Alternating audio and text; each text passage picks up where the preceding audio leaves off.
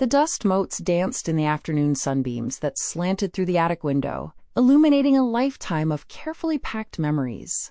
I sat on a small wooden stool, the air thick, with the scent of cedar and aging paper, a gentle perfume of nostalgia that always brought me a sense of peace.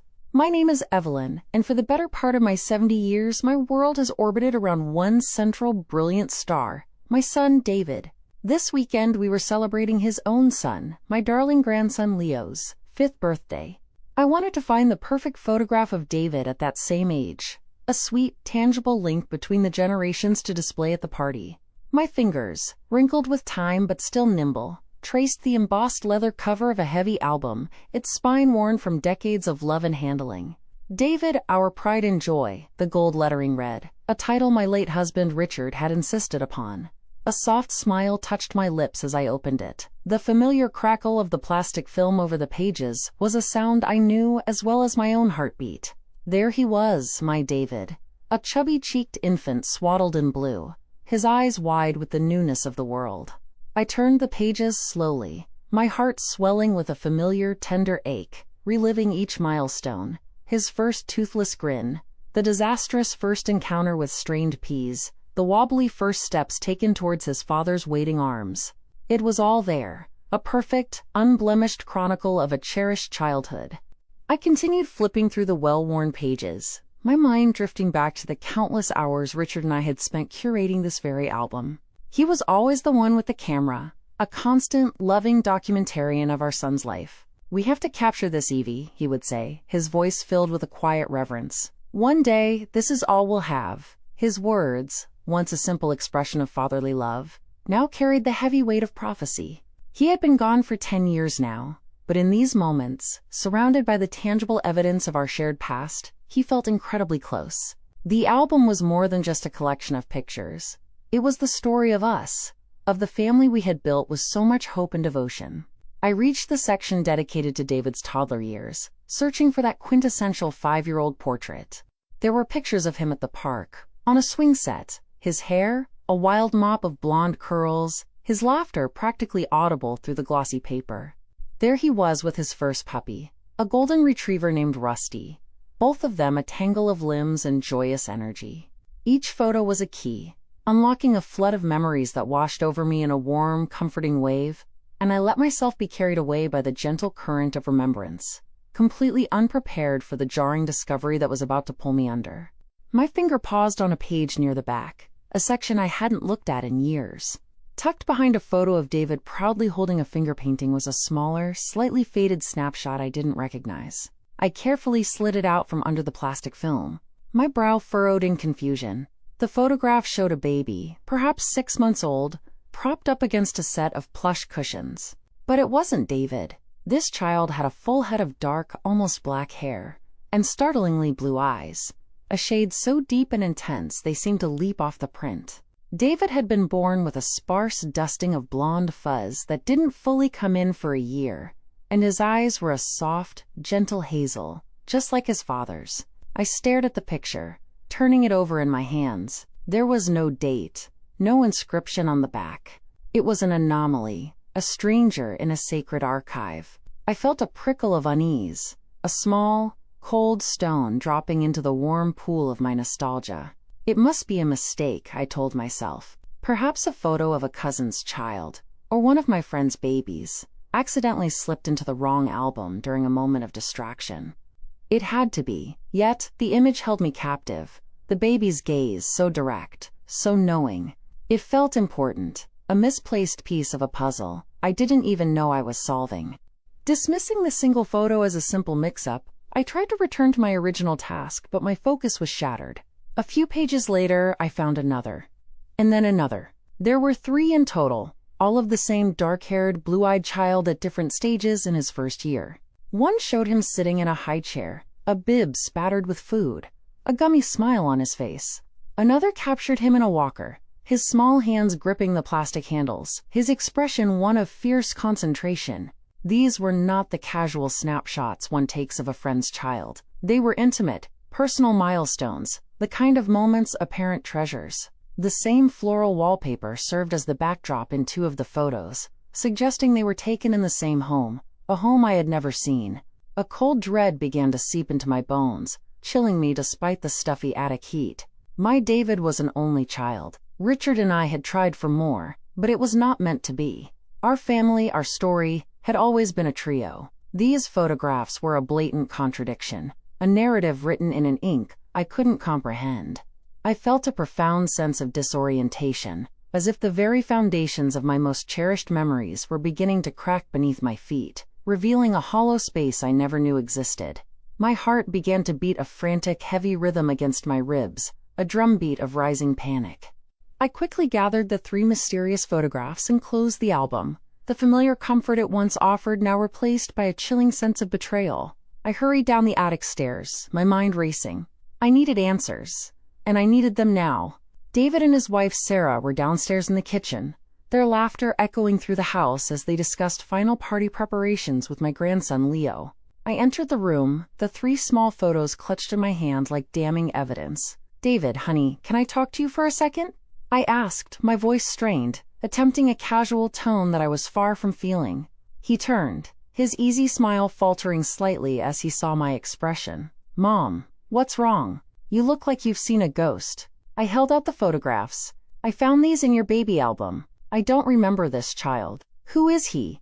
David took the pictures, his eyes glancing at them briefly before a dismissive laugh escaped his lips. "Oh, that. I'm not sure, Mom. Probably one of Aunt Carol's kids. Or maybe one of your old friend's babies. You know how you used to swap photos back in the day?" Sarah peered over his shoulder, her expression equally nonchalant. "He's right, Evelyn. It's probably nothing. You're forgetting things more easily these days. Let's not worry about it." Their response was too quick, too rehearsed. The way they avoided my gaze, the subtle tightening of David's jaw, it was all wrong. They were lying. Their casual dismissal did nothing to soothe the growing storm inside me. Instead, it fanned the flames of my suspicion.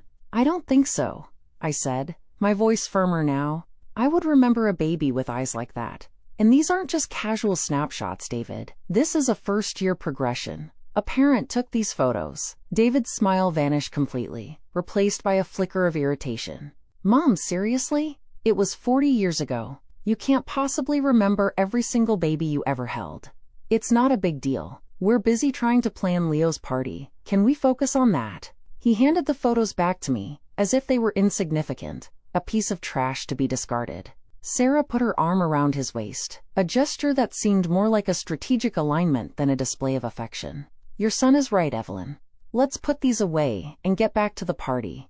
Leo is so excited about his new tricycle." They presented a united front, a wall of feigned innocence and gentle condescension, designed to make me feel foolish, to make me question my own memory. But I knew what I saw, and more importantly, I knew my own mind. I had meticulously documented every aspect of David's childhood. I had never been careless with our memories. This was not a lapse in my recollection. This was a deliberate omission, a secret someone had carefully and cruelly hidden in plain sight for decades.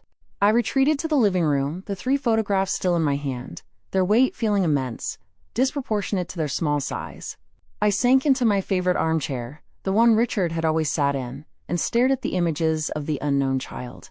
The more I looked, the more a disturbing detail began to emerge, a subtle familiarity that I couldn't quite place. It was in the shape of the baby's mouth, the slight curve of his lips when he smiled. It was an echo, a faint but undeniable reflection of my own father, a man who had passed away long before David was born. It was a family trait, one that had skipped a generation and reappeared, clear as day, on the face of this stranger. A wave of nausea washed over me. This was not some distant cousin, or a friend's child. This was family. The thought was both terrifying and irrefutable. My own son was lying to me, and his wife was complicit. They were protecting a secret so profound that they were willing to gaslight me, to make me believe I was a confused old woman losing her grip on reality. I felt a surge of cold, hard anger replace my initial panic. They had underestimated me. They saw me as the gentle, doting mother, the sweet, harmless grandmother. They had forgotten that I was also Richard's wife, a woman who had stood by her husband and built a life with strength and intelligence, a woman who would not be so easily dismissed or deceived. The laughter from the kitchen, once a sound of pure joy, now grated on my nerves like nails on a chalkboard. It was the sound of their deceit, the cheerful soundtrack to their shared lie. I looked around my living room, at the home filled with photographs of David, of Leo, of a family I thought I knew inside and out. But now, every smiling picture seemed to mock me. What other secrets were hidden behind those happy facades? What other parts of my life were a carefully constructed fiction? The discovery of the photographs was no longer a simple curiosity. It was the pulling of a single thread that threatened to unravel the entire tapestry of my existence. I knew, with a certainty that settled deep in my soul, that I could not let this go. David and Sarah's casual dismissal was not the end of the story. It was the beginning. They had drawn a line in the sand, and I had no choice but to cross it. I would find out who this child was, and I would uncover the truth they were so desperate to keep buried, no matter what it cost me. My love for my son was boundless, but my tolerance for betrayal had its limits, and they had just pushed me far past them. A new, unfamiliar determination began to crystallize within me, hard and clear as diamond. That evening, after David and his family had gone home, the silence in my house felt different. It was no longer peaceful. It was heavy, filled with unspoken questions and the chilling presence of their lies. I sat at my mahogany desk, the 3 photographs laid out before me under the warm glow of a desk lamp. I studied them with the intensity of a detective examining a crime scene. Every detail, from the pattern on the baby's sleeper to the type of wood on the high chair, became a potential clue. I opened my laptop, my fingers flying across the keyboard with a newfound purpose. I started with genealogy websites, searching for distant relatives, for any branch of the family tree that might have been pruned away or forgotten. I spent hours scrolling through birth records and census data, searching for a dark-haired, blue-eyed boy born around the same time as David. But my search yielded nothing. It was as if this child had been born into a vacuum, leaving no official trace. The lack of evidence only strengthened my conviction that this was no ordinary family secret. This was something that had been intentionally and thoroughly concealed. The floral wallpaper in the background of the photos became my obsession. It was a distinctive pattern, a cascade of pink roses and green vines, a style popular in the late 1970s. I took a clear picture of it and started running reverse image searches, hoping for a match, for any lead that might point me to the location where these pictures were taken. My investigation through the night proved fruitless, leaving me exhausted but no less resolved. The next morning, I decided to change my tactics. Digital archives could be erased, but human memory, while fallible, often held on to the most stubborn details. I started calling old friends, women I had shared my life with when David was a baby.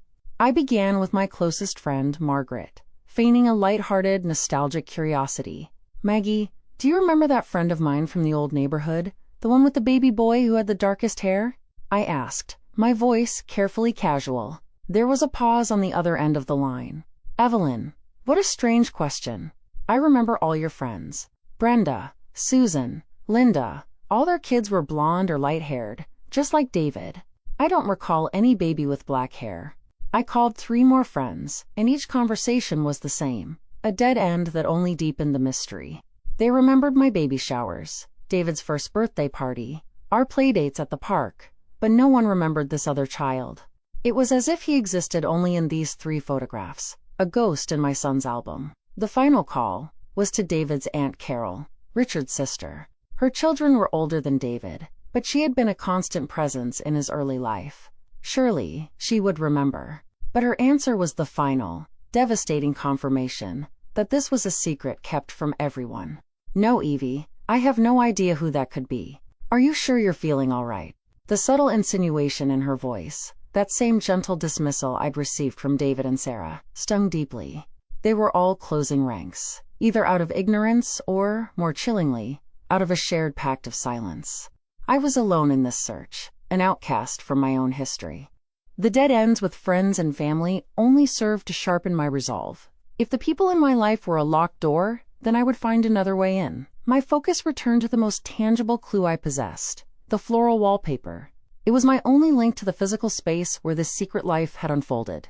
I spent the next 48 hours consumed by a digital archaeological dig, poring over online archives of vintage home decor catalogs and interior design magazines from the late 1970s and early 1980s. My search was a meticulous, painstaking process, Sifting through thousands of images of gaudy shag carpets and avocado green appliances, my eyes aching from the screen's glare. Just as I was about to give up for the night, I found it. On a scanned page from a 1978 Sears home catalog, there it was, Rose Bloom, a vinyl wallpaper pattern featuring the exact cascade of pink roses and delicate green vines. My heart leaped. The product description noted it was a bestseller, particularly popular with buyers in new suburban housing developments. Armed with this new piece of information, I cross-referenced it with city development records from that year, looking for large-scale housing projects. One name immediately stood out: the Oakwood Hills Estate, a sprawling development on the far west side of town, a place I had only ever driven past on the highway, a world away from our quiet, established neighborhood on the east side. The following morning, I felt a nervous energy thrumming through my veins. The name Oakwood Hills echoed in my mind, a place that was once just a name on a map but now felt like the epicenter of my fractured reality. I found an old city map from 1980 in Richard's desk and located the development. It was exactly as I remembered, a maze of winding streets and cul-de-sacs, completely foreign territory. Before I left, I paused in the hallway, my gaze falling on a large, framed portrait of Richard and me, taken on our 20th wedding anniversary. He was smiling, his arms securely around my waist, his hazel eyes crinkling at the corners.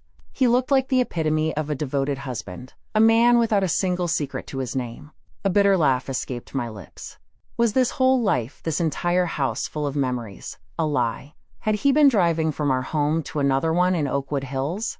Was he living two lives, loving two women, raising two sons? The questions were a corrosive acid, eating away at the very foundations of my identity. I had been Evelyn, Richard's wife, David's mother. If those truths were built on a lie, then who was I? I grabbed my car keys, a cold, hard determination settling over my grief. I was no longer just searching for the identity of a mysterious child. I was searching for the truth of my own life, and I would find it in that unfamiliar neighborhood. The drive to Oakwood Hills felt like a journey into a parallel universe. The familiar landmarks of my own neighborhood gave way to a landscape of identical-looking ranch-style homes, manicured lawns, and wide, empty streets. It was the picture of suburban tranquility, yet to me it felt ominous, each closed door a potential keeper of my husband's secrets.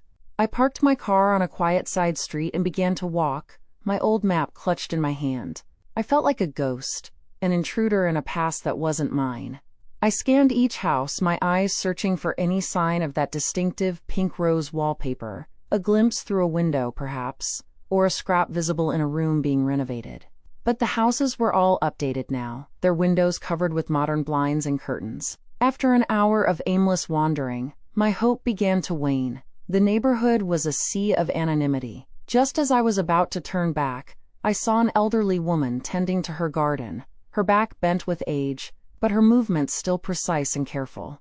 She looked like she might have lived here for a long time. Taking a deep breath, I approached her. "Excuse me," I began, my voice soft. "I know this is a strange question, but I'm looking for a family that used to live here, many years ago. They had a baby boy." The woman, whose name was Eleanor Gable, straightened up slowly, wiping her brow with the back of a gloved hand. She squinted at me, her pale blue eyes clouded with cataracts but still sharp and perceptive. "I've lived in this house for 45 years, she said, her voice raspy with age. "I've seen a lot of families come and go. Which house are you looking for?" I hesitated, then took a leap of faith, showing her the picture of the wallpaper on my phone. The house had this wallpaper, I believe. In the nursery. Eleanor peered at the screen, a flicker of recognition in her eyes. "Oh, the old Miller house, 3 doors down. Yes, I remember that wallpaper. The young wife, Mary, she was so proud of it. Said it made the room feel like a garden for her little boy." My heart hammered against my ribs. "Do you remember them, the couple?" Eleanor nodded slowly, her mind sifting through decades of memories. "I do. She was a quiet thing, very pretty, with dark hair. Kept to herself mostly. He was hardly ever here, traveling for work," he said. "A handsome man, tall, with kind eyes, always in a hurry." The description was vague, yet every word sent a chill down my spine. It could have been anyone. It could have been Richard. I needed more. I needed a name. "Do you happen to remember their names?" I asked, trying to keep the desperation out of my voice. Eleanor pressed a finger to her lips, thinking. Mary? Yes, her name was Mary. His name? Oh, it's on the tip of my tongue. He had a nickname everyone used. A friendly, simple name. She paused, her eyes looking past me, into the distance of her memory. My breath caught in my throat. I waited, the silence stretching for what felt like an eternity. Rick, she said finally, her face brightening with the success of her recall. That was it. Everyone called him Rick, and they had that sweet baby boy, a beautiful child with a shock of black hair, and the bluest eyes you've ever seen. Such a contrast to his mother. Rick, the world tilted on its axis. Richard had hated his full name. To his friends, to his colleagues, to everyone outside of formal documents, he had always been Rick. It was him. There was no longer any room for doubt, no comforting explanation to cling to. My husband, the man I had shared my bed and my life with for over 40 years, had had another family, another wife named Mary, another son. The truth was a physical blow, knocking the air from my lungs. I thanked Eleanor, my voice a hoarse whisper, and stumbled back towards my car, my legs unsteady beneath me. The quiet suburban street now felt like a stage, the houses silent witnesses to a betrayal of unimaginable proportions. The drive home was a blur of tears and suffocating rage. I felt as if my entire life had been a meticulously crafted stage play, and I was the only one who didn't know the script. When I got home, I didn't stop. The need for irrefutable, concrete proof propelled me forward. I drove straight to the city's central library, to the archives department in the basement, where old property records were stored on microfilm. The air was cool and smelled of dust and decaying paper, a scent that normally comforted the book lover in me, but now it felt like the smell of a tomb, the resting place of my buried truths. I spent 2 hours hunched over the microfilm reader, my eyes scanning the blurry text of property deeds from 1977 for the address Eleanor had pointed out. And then I found it. The house had not been purchased under the name Rick or Mary. It was owned by a holding company, R&G Enterprises. My blood ran cold. R&G Enterprises was the company Richard and his business partner, George Peterson, had used for all their private real estate investments, the ones Richard had always assured me were just nest eggs for our future. The signatory agent on the deed was George. This was it, the final, damning link. Richard had used his and George's business to hide an entire second life from me. The betrayal wasn't just personal, it was financial, a calculated deception woven into the very fabric of our shared assets. George Peterson was now in his 80s, living in a quiet, upscale nursing home just outside the city. He had been Richard's best man at our wedding, David's godfather. He had sat at our dinner table hundreds of times, sharing jokes and stories, all while knowing this monumental secret. The thought made me physically ill. I drove to the nursing home, my anger a cold, hard knot in my stomach. I found him sitting in a sunny atrium, reading a newspaper. He looked frail, a shadow of the robust, jovial man I remembered. But when he saw me, his eyes widened with a flicker of unmistakable panic. "Evelyn," he stammered, folding his newspaper with trembling hands. "What a surprise. What are you doing here?" I didn't waste time with pleasantries. I sat down opposite him and placed a clear copy of the property deed on the table between us. "R&G Enterprises," I said, my voice low and steady. "I found this, George. The house in Oakwood Hills, Richard's other house." George paled, his face a mask of guilt and fear. He opened his mouth to speak, but no words came out. He looked down at his hands, unable to meet my gaze. His silence was a confession, a resounding affirmation of the truth I had unearthed. The man who had stood beside my husband as he pledged his life to me was a co-conspirator in his greatest betrayal. "How could you, George?" I whispered, the words catching in my throat, a raw mixture of pain and fury. "You were his best friend. You are David's godfather. You stood in our home. You ate at our table. You held our son, all while knowing. All this time." George finally looked up, his eyes filled with a deep, weary sadness. "Evelyn, I'm so sorry. Rick made me promise. He swore me to secrecy. He said it was complicated, that he was trapped. His excuses were pathetic, flimsy shields against the enormity of his deception. He spoke of Richard's guilt, of his supposed torment, but all I could hear was the echo of my own 40 years of ignorance. I pushed the photographs of the unknown child across the table. Who is he, George? Tell me about my husband's other son. The question hung in the air, heavy and suffocating. I needed to hear the words, to have the final, brutal truth spoken aloud. I had to know the name of the boy who shared my husband's blood, the boy who was my son's brother, the boy whose existence had been a secret kept from me my entire adult life. My entire world had been reduced to this one moment, this one question, and the answer I knew would shatter what little was left of my past. The silence in the sun-drenched atrium was deafening, broken only by the distant chime of a grandfather clock and the rustle of George's trembling hands. He looked at the photographs, his expression a mixture of profound guilt and sorrow. He took a long, shuddering breath, the sound of a man finally surrendering a burden he had carried for far too long. "His name is Daniel," he said, his voice barely a whisper. "Her name was Mary. She was a waitress Richard met on a business trip a year after you and he were married. It started as an affair, but then she got pregnant." Every word was a hammer blow, systematically dismantling the reality I had known. A year after we were married, the betrayal had begun almost at the very start of our life together. "Daniel was born 5 months before David," George continued, his gaze fixed on the photo of the dark-haired baby. "Richard. Rick. He was torn. He loved you, Evelyn. He truly did. But he felt a responsibility to Mary and the boy. He bought them the house, supported them financially, but he could never bring himself to tell you. He was a coward." The word hung in the air, a stark and fitting epitaph for the man I thought I knew. He wasn't just a cheat, he was a coward, who had built his life on a foundation of lies, leaving others to live with the consequences of his weakness. "And David?" I asked, my voice dangerously quiet. "Does my son know he has a brother?" George winced, the question clearly causing him physical pain. He nodded slowly, his eyes closing as if he couldn't bear to see the impact of his next words. "Yes," he confessed, his voice cracking. "Richard told him when he turned 18. He made David promise never to tell you. He wanted to protect you from the pain. The irony was so bitter it tasted like poison. Protect me? They had entombed me in a lie. My own son had been a gatekeeper of this secret for more than 20 years. He had looked me in the eye, day after day, knowing that his life, our family, was a carefully edited version of the truth. His casual dismissal of the photographs in the kitchen was not just a simple lie, it was a profound act of betrayal, a continuation of his father's deception. Sarah, his wife, she knew too. They were all in on it. The conspiracy was not just Richard's. It was a legacy of deceit that had been passed down from father to son. I stood up, my chair scraping against the tiled floor.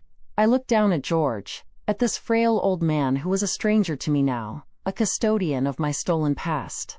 There was nothing more to say. I had the truth, in all its ugly, heartbreaking detail. I turned and walked away, leaving him alone with his guilt and the photographs of the son I never knew. I drove home from the nursing home in a state of chilling clarity. The grief and shock that had consumed me for days had receded, replaced by a cold, methodical anger that felt like a block of ice forming around my heart. The tears were gone, and in their place was a singular, unwavering purpose. I would not allow this truth to remain a whispered confession in a sterile nursing home atrium. I would drag it out into the harsh light of day. A quiet confrontation behind closed doors felt insufficient, a paltry response to a deception of this magnitude. No, this required something more theatrical, more absolute. They had made a mockery of our family, so I would expose their lies on the very stage they had built, the illusion of our perfect life. The ideal venue, I decided with a grim sense of irony, would be Leo's 5th birthday party the very next day. It was a cruel choice, I knew, to tarnish a child's celebration, but it was also poetically just. They had celebrated their lies at countless family gatherings. It was only fitting that their downfall occur at one too. I spent the remainder of the day not baking a cake or wrapping presents, but preparing for war. I scanned the 3 photographs of Daniel and the Oakwood Hills property deed, creating a digital slideshow. I was no longer a grieving widow. I was an archivist of my own betrayal, meticulously curating the evidence of my husband's secret life and my son's complicity. The next afternoon, my home, which had felt like a mausoleum just the day before, was alive with the cheerful chaos of a child's birthday party. Balloons and bright primary colors bobbed against the ceiling, and the air was filled with the shrieks and laughter of small children. David, Sarah, and Leo arrived, their arms laden with presents, their faces wreathed in bright, oblivious smiles. David kissed my cheek, his expression one of polite concern. "Feeling better today, Mom?" he asked, his voice laced with the same gentle condescension as before. "Did you get over that confusion about the old photos?" I smiled back, a serene, placid expression I had perfected over a lifetime of maternal patience. "Much better, dear. It was just a silly moment." I played my part beautifully, the doting grandmother, the loving mother, circulating among the guests, offering refreshments, and admiring Leo's new toys. All the while, the small USB drive in my pocket felt as heavy as a stone, a tiny vessel containing the power to detonate this entire charade. I watched David and Sarah as they mingled, laughing with friends and family. The perfect couple, the perfect parents. Their performance was flawless, honed by more than 20 years of practice. Every smile, every shared glance was a lie, and the sight of it fueled the icy resolve in my veins. They thought they were safe, cocooned in the warmth of a family celebration, utterly unaware that they were standing at the epicenter of a carefully planned earthquake. As the children grew restless and the adults began to gather in the living room for cake and presents, I knew it was time. I clinked a spoon against a glass, the sharp, clear sound cutting through the party chatter. "If I could have everyone's attention for just a moment," I said, my voice calm and steady. "Before we cut the cake for our birthday boy, I wanted to share a very special family memory I recently uncovered." A murmur of pleasant anticipation went through the room. David and Sarah smiled at me encouragingly, assuming I was about to share some sweet, harmless anecdote from David's childhood. I discreetly pressed a button on the small remote in my hand, and the projector I had set up in the corner hummed to life. An image flashed onto the large white wall behind me. An image not of David, but of the rose bloom wallpaper, magnified to fill the space. Confused whispers filled the room. I saw David and Sarah exchange a quick, panicked look, the first crack in their polished facade.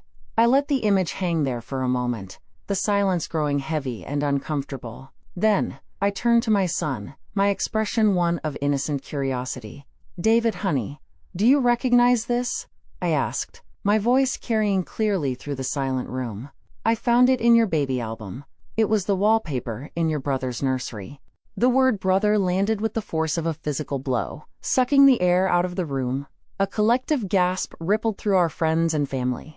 Before David could find his voice to stammer out a denial, I clicked the remote again. The wallpaper was replaced by the first photograph of the dark-haired, blue-eyed baby. Then the next, and the next, a silent, irrefutable progression of a life lived in secret. "His name is Daniel," I announced, my voice as cold and clear as a winter morning.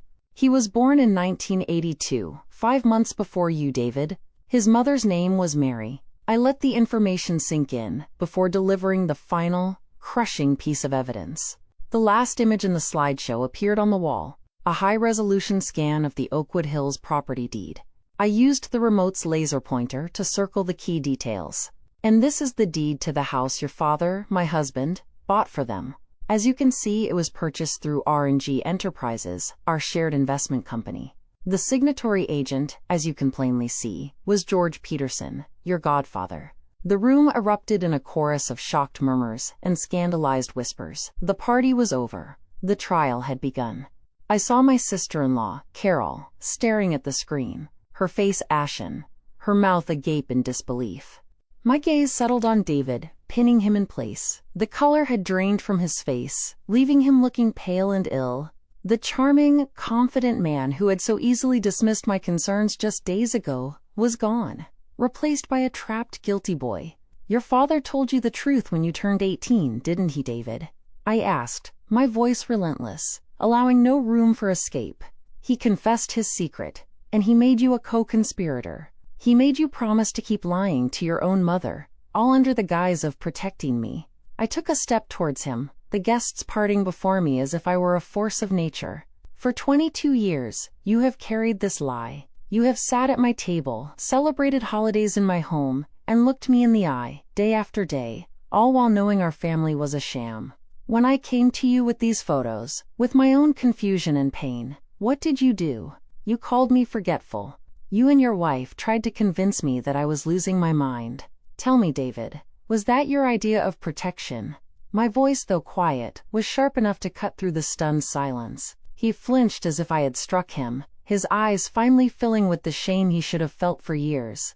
Sarah, ever the strategist, rushed to his side, attempting to regain control of the narrative.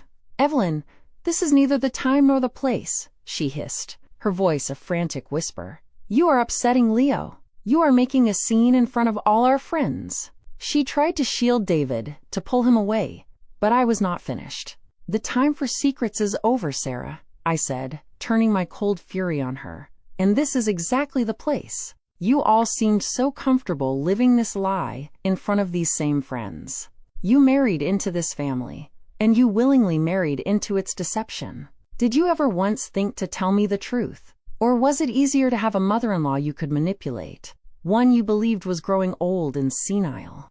My accusation hit its mark. Sarah recoiled, her face flushing with a mixture of anger and humiliation. The remaining guests, trapped in the horrifying spectacle, began to make their excuses, their faces a mixture of pity for me and utter disgust for my son and his wife. They fled the house as if it were contaminated, their whispered apologies and horrified glances trailing behind them. The bright, happy birthday party had devolved into a scene of public disgrace, a fitting end to a family built on a foundation of lies. After the last of our so-called friends had scurried away, leaving a trail of half-eaten cake and abandoned presents, I delivered my final blow. My tone shifted, shedding the raw emotion of personal betrayal and adopting the clipped, precise cadence of a businesswoman. "And that brings us to the matter of the finances," I stated, walking over to my desk and retrieving a file folder. "Richard used R&G Enterprises, an asset that was legally half mine, to purchase and maintain that house. The money he used to support his other family for decades was stolen from our shared future." I opened the folder and slid a preliminary financial analysis across the dining room table. It was theft, David. A long, slow, and calculated fraud. And since you have been a willing accomplice in concealing this fraud for the last 22 years, actively benefiting from my ignorance, your position as a salaried executive in my company, a company I built from the ground up, is now under review. In fact, I would consider it terminated, effective immediately. I had never spoken to my son this way before, but he was no longer just my son. He was an adversary, a partner in a crime against me. The impact of my words was absolute. David stared at the papers, speechless, his face a mask of disbelief. The life he had taken for granted, his comfortable salary, his status, his inheritance, was evaporating before his eyes. Sarah had finally broken down, her sobs ugly and raw, as she tried to comfort a frightened, crying Leo, who could not understand why his happy birthday had turned into a nightmare. The festive banner proclaiming "Happy 5th Birthday, Leo" hung mockingly over the scene of utter devastation. I felt a profound, aching void open up inside me. There was no triumph in this, no sweet taste of victory. It was a necessary amputation, a painful severing of a diseased limb to save the whole. But the wound was gaping, and I knew the phantom pains would haunt me for years. "Leave," I said, my voice flat and empty. "Take your son, take your cars, and get out of my house. Our next communication will be through our lawyers." They didn't argue. They gathered their son and the remnants of their shattered lives, and walked out the door, closing it softly behind them, leaving me alone in the wreckage. The next morning, I sat in my silent house amidst the debris of the party. Deflated balloons lay on the floor like fallen soldiers, and a half-eaten cake sat on the counter, a sad monument to the previous day's destruction. I knew I needed a lawyer, a shark who could navigate the murky waters of financial fraud and contested assets. But before that, I needed something else. I needed an ally, someone who was not part of this tangled web of family deceit. My thoughts turned to the other victim in this story, Mary, the quiet woman with the dark hair who had been hidden away in a suburban house for decades. She wasn't my rival. She was a fellow casualty of Richard's cowardice. I felt a strange, inexplicable pull towards her, a sense of shared history, however painful. Using an online private investigator service, I submitted her name and last known address. I had to find her. I had to hear her side of the story.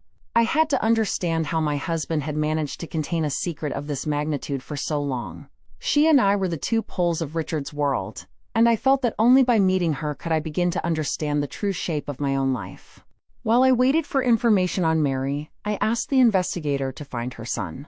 The report on Daniel Miller arrived in my inbox less than 24 hours later. My hands trembled as I opened the file. Daniel Miller, age 42, a successful and well-respected architect, living in a neighboring state.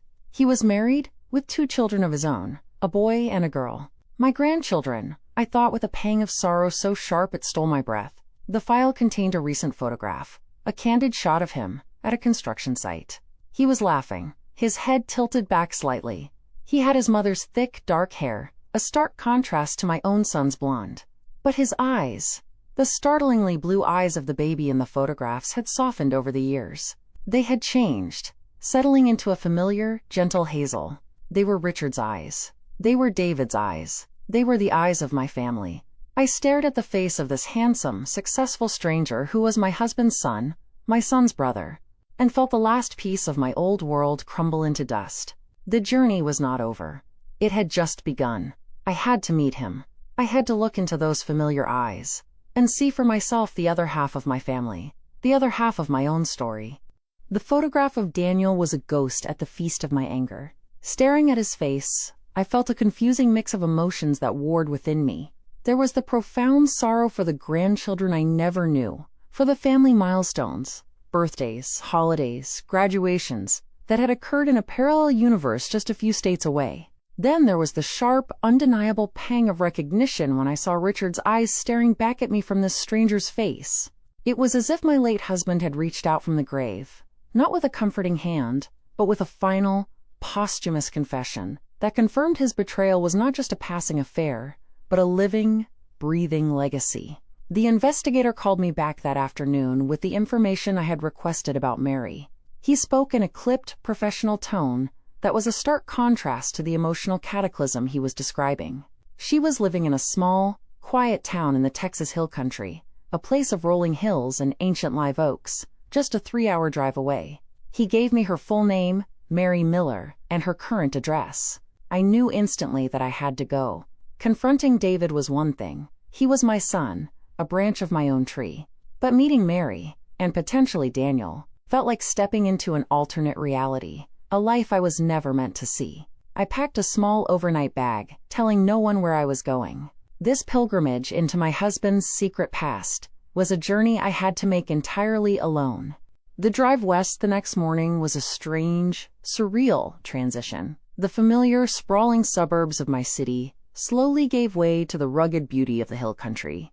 The landscape itself felt like a metaphor for my journey, as I left the known world of my 40-year marriage and ventured into the wild, uncharted territory of Richard's other life. With every mile that passed, my thoughts circled around Mary. Who was this woman who had shared my husband? In my anger, I had initially pictured her as a calculating opportunist. But as the miles rolled by, another image began to form in my mind, one of a young, perhaps lonely woman who had been caught in the web of a charming, deceitful man. Was she not also a victim? Had she not also spent a lifetime waiting for a man who was only partially hers, raising a son who could never fully claim his father? A reluctant, complicated pity began to bloom amidst the thorns of my anger. We were 2 women, tethered to the same man, each given only half of him, each living half a life. I stopped at a roadside diner for coffee, the cheerful clatter of plates and the mundane chatter of the other patrons, a bizarre counterpoint to the monumental purpose of my trip. I was a woman on her way to meet her husband's secret family, yet here I was, stirring sugar into a cup of coffee like any other traveler on any other day. The town was just as the investigator had described, quaint, picturesque, and peaceful. I found Mary Street easily, a quiet lane lined with well-tended cottages. Her house was a modest, charming home, painted a soft buttercup yellow, with a garden overflowing with vibrant, fragrant roses that were almost identical to the ones I cultivated in my own yard. The sight of it was disarming. I had unconsciously expected to find something that reflected a life lived in the shadows, something neglected or hidden. But this was a home, a place that was clearly loved and cared for. I parked my car across the street and simply sat for what felt like an hour, my courage deserting me. How does one even begin such a conversation? Hello, I'm the woman your lover was married to for 40 years. The sheer, raw absurdity of it was paralyzing. Just as I was convincing myself to turn the car around and drive back to the city, to leave this sleeping ghost undisturbed. The front door of the yellow cottage opened. A woman with dark silver-streaked hair and a gentle, weathered face stepped out onto the porch, a watering can in her hand. It was Mary. The moment was a quiet, stunning collision of two worlds, the secret and the known, finally occupying the same space. I took a deep, fortifying breath, my heart pounding a frantic rhythm against my ribs, and forced myself out of the car. I walked up the stone path, my steps feeling unnervingly heavy, as if I were wading through deep water. Mary looked up from her roses as I approached, her face holding the polite, neutral curiosity of a small-town resident encountering a stranger. "Can I help you?" she asked, her voice soft and unassuming.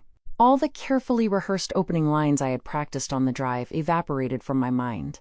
There was no gentle way to do this. "My name is Evelyn Roberts," I said, the words feeling foreign in my own mouth. I watched her face closely, and I saw the precise moment the name registered.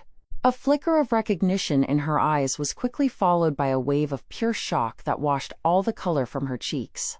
The watering can slipped from her grasp, clattering onto the stone walkway and spilling a dark, wet stain among the roses. You're Rick's wife," she whispered, her voice a reedy, breathless sound. She said it not as a question, but as a statement of dawning horror, as if I were a specter from a cautionary tale she had been told long ago, a creature of myth she never believed she would actually meet. The secret was out, and we stood there, two old women in a sun-drenched garden, finally face to face over the chasm of our shared husband's lies. After the initial, paralyzing shock, a weary resignation settled over Mary's features. She bent down stiffly to retrieve the watering can before turning to me. "You should come inside," she said, her voice flat, devoid of emotion. I followed her into the cottage, my eyes taking in every detail of the life Richard had kept hidden from me. The home was simple and immaculate, but it was the photographs on the mantelpiece that held my attention. There was Daniel, his wife, and two beautiful children, a boy and a girl, my grandchildren.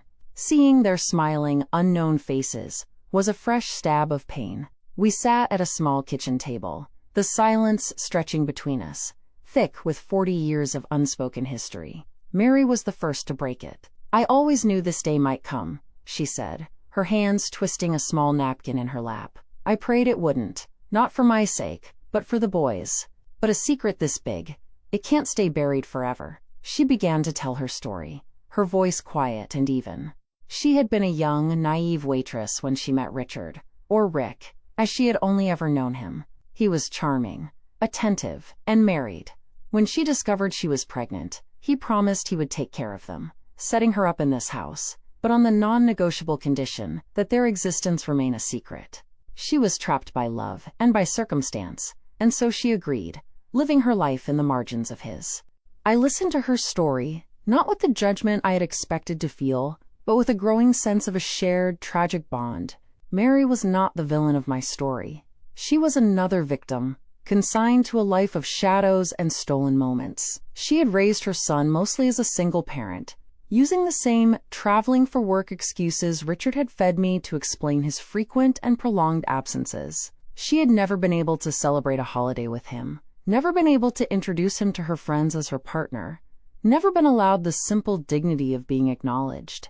"He was a good father to Daniel when he was here," Mary explained, a single tear finally escaping and tracing a path down her cheek. "He loved him dearly. But Rick was a weak man, Evelyn. He was terrified of losing the perfect life he had with you, so he tried to have both. I think in the end, it made him a deeply lonely and unhappy man." Hearing her describe Richard this way was jarring. The confident, successful man I knew was, to her, a tormented soul. The realization dawned on me that neither of us had ever truly known the whole man. We had each been given a carefully curated piece of him, two halves of a fractured whole. "And Daniel?" I asked, my voice barely a whisper. "Does he know about me? About David?" Mary nodded, a fresh wave of pain crossing her face. "Rick told him the truth when he was a teenager. It almost broke him. The anger he felt was immense, not just at his father, but at me, for accepting our life in the shadows. It took us years to recover from it. Daniel has always resented being a secret. He resented having a father he couldn't fully claim." She explained that her son wanted nothing to do with the Roberts family. To him, we were the real family, the public-facing, legitimate life his father had chosen over him. The very idea of us was a source of deep-seated pain and anger. He had channeled that pain into building a perfect life for himself, a world away from the shame of his origins. The hope I had harbored of connecting with my son's brother, of perhaps knitting together the frayed threads of our family, died in that moment. The damage was too deep, the wounds too old. There was no bridge that could span a chasm this wide. Just then, the sharp ring of Mary's phone cut through the heavy silence in the kitchen. She glanced at the screen, and a new look of sheer panic washed over her face. "It's Daniel," she whispered, her eyes wide with fear. "He calls me every day at this time. He'll know something is wrong. I can't lie to him." Her hands trembled as she looked from the phone to me, trapped between the son she couldn't lie to, and the woman who embodied the lie. Before I could even process the situation, I heard myself speak, my voice filled with a sudden, surprising authority. "Let me talk to him," I said. Mary stared at me, her expression one of utter horror. "No, I can't. You don't understand. It will only make things worse. He doesn't want to hear from you." But a fierce, protective instinct had risen up in me, an instinct that was not just for myself, but for this entire broken family. "He is my husband's son," I insisted gently. "He has lived his entire life with a story told by others. He deserves to hear the truth directly from me. Give me the phone, Mary." With tears welling in her eyes, she finally nodded, answered the call, and after a moment of choked pleasantries, handed the phone to me. I took the phone, my own hand now trembling. I could hear a man's voice on the other end, warm with concern. "Mom, is everything all right? You sound upset." I closed my eyes for a fraction of a second, steeling myself. "Daniel," I began, my voice clear and steady despite the storm raging inside me. "My name is Evelyn Roberts. I am Richard's wife." There was a sharp intake of breath on the other end, followed by a silence so profound it felt like a physical presence. When he finally spoke, his voice was transformed, all the warmth gone, replaced by a tone as sharp and cold as ice. "What kind of sick game is this? What have you done to my mother?" I spoke quickly then, calmly laying out the facts of my discovery, from the photographs in the album to my meeting with George. "Your mother is right here beside me, and she is fine," I assured him. "I only learned of your existence a few days ago, Daniel. I need you to understand that the lies were not mine. I was a victim in this, just as you and your mother were. I am not calling to ask for anything. I am calling to offer you the truth, unvarnished, and from my own mouth." I finished my explanation and waited, the silence on the other end stretching on, thick with 40 years of resentment and pain. I had no idea what he was thinking, what he was feeling. I had just upended his world for a second time, first his father, and now his father's wife. When he finally spoke, his voice was flat, devoid of the earlier hostility but heavy with a deep, weary guardedness. "Why are you telling me this now?" he asked. "What do you want from me?" It was a fair question. "I want nothing," I said honestly, "except for the lies to stop. The secrets have done enough damage to all of us. Your father is gone, and we are the ones who have to live with the consequences of his choices. You have a brother. I have grandchildren I have never met. I am not asking for a reunion. I am not asking for you to forgive him. I am simply offering you the truth, from my side of the story. I am staying at the inn in town tonight. If you decide you want to meet me, to look me in the eye, I will be here." I ended the call, placing the phone gently on the table. I had extended a tentative hand across the abyss. Now it was up to the son I had never known to decide whether to take it. I spent that evening in the sterile quiet of the inn room, the floral-patterned bedspread and generic landscape paintings on the walls, a stark contrast to the seismic shifts occurring in my life. The hours crawled by, each tick of the clock on the bedside table amplifying my uncertainty. Had I made a terrible mistake? By forcing this confrontation, was I simply inflicting more pain on a man who had already carried a lifetime of it? My conversation with Mary had left me with a strange sense of peace, a quiet solidarity with the other woman my husband had wronged. We were not rivals, but fellow survivors of his emotional wreckage. But Daniel was different. He was not a passive victim. He was the living embodiment of the lie, and his anger, as Mary had described it, was a formidable wall I was now asking him to tear down. I did not know what I hoped to achieve. A tearful reunion was a fantasy. An apology from him was undeserved.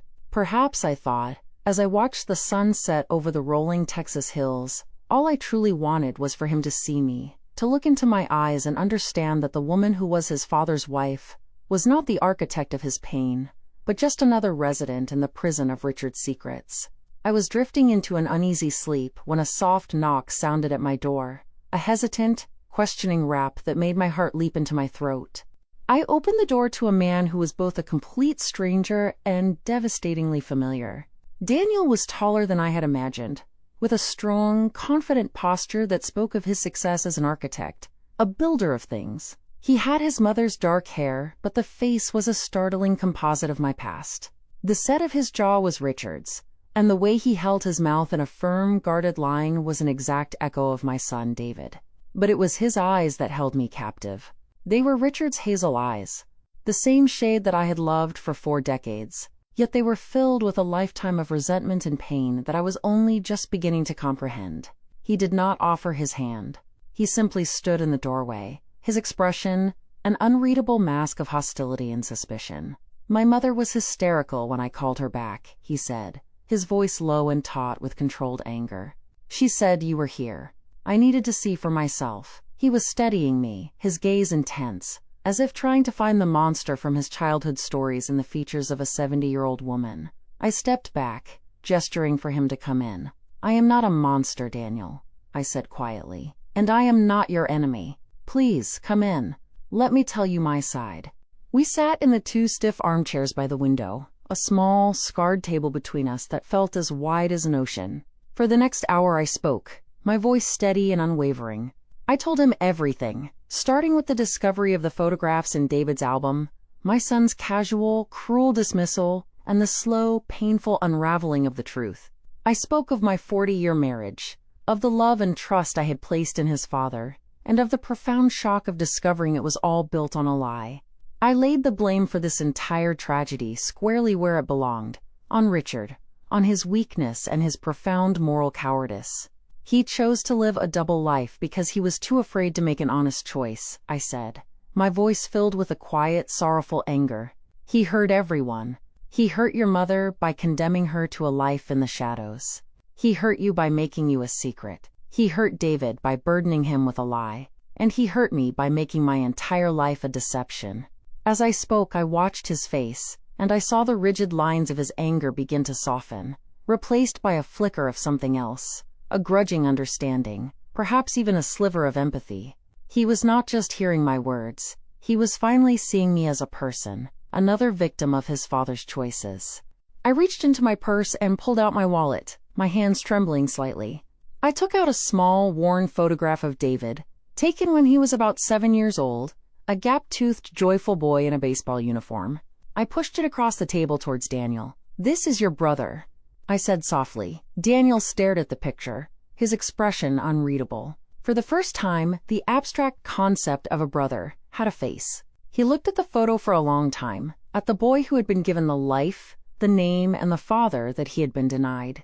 I saw a muscle twitch in his jaw, a sign of the deep, internal conflict raging within him. "He knew," Daniel said finally, his voice rough with emotion. "My mother told me his son knew. Why wouldn't he tell you? Why would he protect a lie that wasn't his?" It was the opening I needed, the final piece of the puzzle that I had to show him, to make him understand the full scope of the betrayal. I explained what had happened at Leo's party, how David and his wife had not only known for 22 years, but had actively tried to gaslight me, to make me doubt my own sanity to protect their comfortable lives and their inheritance. I saw the last remnants of hostility in Daniel's eyes dissolve, replaced by a look of stunned disbelief, and then a strange, unexpected kinship. He finally understood. He saw that the lines of this conflict were not drawn between the real family and the secret one. The lines were drawn between those who sought the truth and those who clung to the lies. In that moment, he realized that my own son had betrayed me just as surely as our shared father had betrayed us all. A long, heavy silence fell between us. Daniel leaned back in his chair, running a hand over his face, the picture of a man whose entire worldview had been irrevocably altered. He finally pulled out his own phone, his fingers swiping across the screen. He turned it towards me. On the screen was a picture of 2 children, a boy of about 10 with his father's dark hair, and a younger girl with bright, laughing eyes standing on a sunny beach. "My kids," he said, his voice thick with an emotion I couldn't quite name. "Thomas and Emily." I stared at their faces, these beautiful strangers who were my grandchildren, and the tears I had held back for days finally came, silent and hot, streaming down my cheeks. It was not a grand reconciliation, not a Hollywood ending. It was something quieter, more fragile, and infinitely more real. It was a single, tentative thread of connection, thrown across a chasm of lies and 40 years of pain. I returned to the city the next day, a profound sense of exhaustion settling deep into my bones. The trip had not healed me, but it had lanced a wound, releasing a poison that had been festering for decades. The future was a vast, uncertain landscape. I had no idea if I would ever see Daniel or his children again, but for the first time, it felt like a possibility, however remote. When I arrived home, an overnight courier envelope was waiting for me on the doorstep. It was from a law firm I didn't recognize. My hands were steady as I opened it. It was a letter from David's new lawyer. He was not going quietly. He was formally contesting his termination from the company and asserting his legal claim to 50% of its value, citing Richard's will and the verbal promises his father had made him over the years. He was framing my actions at the party as the irrational, emotional outburst of a grieving widow, and he was prepared to fight me for the business I had bled for, the one legacy that was unequivocally mine. The personal war may have ended, but the legal war, the battle for my future and my life's work, had just begun. I sat down at my desk, the lawyer's letter in front of me, and felt not despair but a familiar, cold determination settle over me once again. I had spent the last week fighting for the truth of my past. Now I would fight for the control of my future. I thought of Daniel, of his quiet strength forged in a lifetime of resentment. I thought of Mary, of her weary resilience. I thought of the 2 grandchildren I had only just discovered. And I thought of David, my son, a stranger to me now, a man so corrupted by his father's lies that he was willing to destroy his own mother to maintain his unearned privilege. This was no longer just about Richard's betrayal. It was about the legacy of that betrayal. I picked up the phone and dialed my own lawyer, my voice calm and resolute. I was no longer just Evelyn Roberts, the grieving widow or the scorned wife. I was the matriarch of this broken, complicated family, and I would not allow the lies of the past to steal one more second of my future.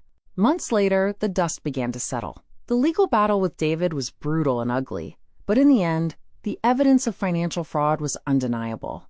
We reached a settlement that left him with a fraction of what he had demanded, and me with sole, undisputed control of the company I had built. He and Sarah moved to another state, and I did not hear from them again. The silence from that part of my life was a painful but necessary amputation. But as one door closed, another had slowly, cautiously begun to open. 2 weeks after our meeting, Daniel had sent me a short, formal email. It was an acknowledgement, a thank you for my honesty. I replied, and so began a slow, tentative correspondence. We did not speak of the past, but of the present, his children's school projects, my new line of pastries at the bakery. Then, one day, he called. We spoke for an hour, the conversation stilted at first, but gradually warming. He told me he had spoken to David once, a short, angry call that had ended any hope of a brotherly connection. In that moment, I knew he had chosen a side. He had chosen the truth. Last week, a package arrived. Inside was a framed photograph of Thomas and Emily. Tucked behind it was a handwritten note from Daniel. It was short, only a few sentences. "They are asking about their other grandmother," it read. "I told them she is a strong woman who they will meet very soon. Would you be willing to visit next month?" I held the photograph to my chest, my heart aching with a feeling so complex I couldn't name it. It was a cocktail of grief for all the lost years, and a fragile, burgeoning hope for the years to come. I had lost a son, a husband, and the entire history I thought was mine. But I survived. And in the wreckage, I had found something new, a different kind of family. One that was not built on a perfect past, but on the difficult, honest, and painful work of rebuilding from the truth. I looked at the smiling faces of my grandchildren, and for the first time in a very long time, I smiled too. The war was over, and a new, uncertain peace was just beginning. Did you like my story? And which city are you listening from? Let's meet in the comments. If you liked the story, you can support me by sending a super thanks so I can keep bringing more stories like this. Thank you so much for your sweet support. I'm looking forward to your comments on the story. On the screen, you can see 2 new life stories that I highly recommend. There's so much more on my channel. Don't forget to subscribe. See you in the next life story. With love and respect.